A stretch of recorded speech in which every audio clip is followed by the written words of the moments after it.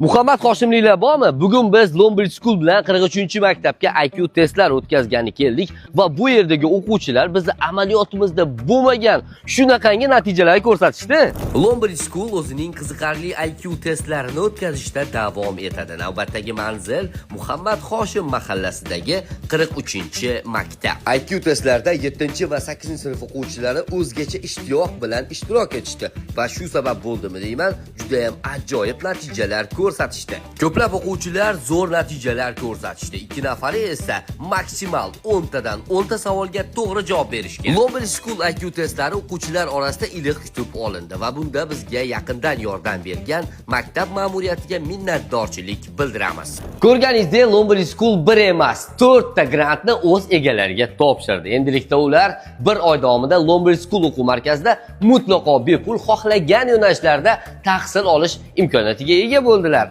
Endi sizlar kommentariyada yozinglar. Lombard School o'zini IQ testlari bilan qaysi maktabga borsin?